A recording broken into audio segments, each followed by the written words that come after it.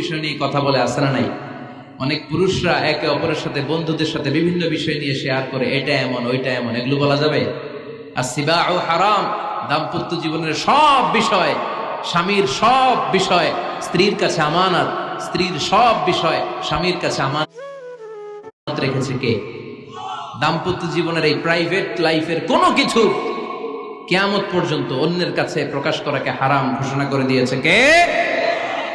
এজন্য খবরদার আমার বোনেরা, একসাথে মহিলারা হলে পেটের কথা পিঠের কথা সব বের করে দেয়, আছে না নাই? কিছু থাকে না, সব বের হয়ে যায়। খবরদার, সব বললেও দাম্পত্য জীবনের কোনো কথা শেয়ার করা যাবে? আমার ভাইয়েরা খবরদার, আপনাদের দাম্পত্য জীবনের কোনো কথা আপনার বন্ধুর সাথে শেয়ার করতে পারবেন না। এগুলো ফ্যামিলি শান্তি নষ্ট করে, দাম্পত্য জীবনের সুখকে নষ্ট করে। তাহলে 3 নাম্বার, প্রাইভেসি বজায় রাখবেন, এটা দুজনেরই দায়িত্ব। 4 নাম্বার, অহেতুক সন্দেহ পরিহার করুন।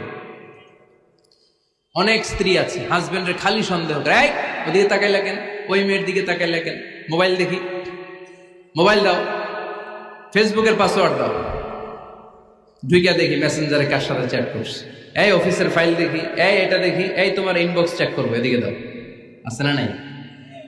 এই সন্দেহ ঘরটারে জাহান্নামের টুকরা বানিয়ে ছেড়েছে। অহেতুক সন্দেহ করবেন না।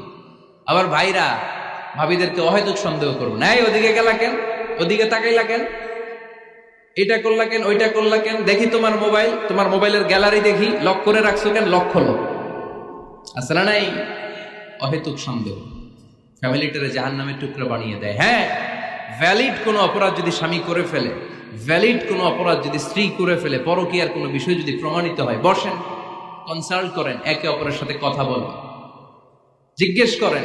কিন্তু অহেতুক, আমি অনেক ফ্যামিলি এরকম দেখেছি, আমার কিছু বন্ধুকেও আমি দেখেছি যে এদের অবস্থা খুব খারাপ, খালি সন্দেহ করে, আছে না নাই?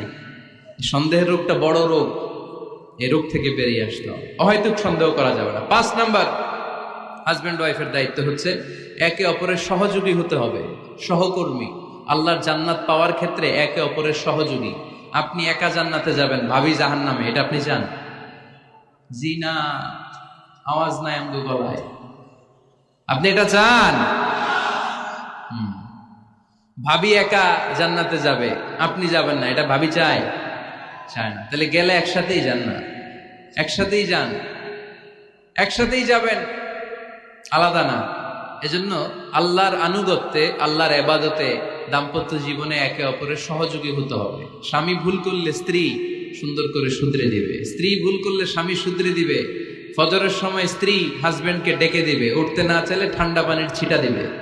কারণ জান্নাতে একা যাওয়া যাবে না, গেলে দুইজনই যাবে, কথা কয় না? দুইজনেই জান্নাতে যাওয়ার দরকার আছে না নাই? যত বেশি আপনারা আল্লাহর আনুগত্যে আগাতে পারবেন, তত আপনাদের মহাব্বত বাড়ায় দিবে কে? এই যে হাজবেন্ড ওয়াইফের ভালোবাসাটাকে বলে লাভ পিরামিড। কি পিরামিড?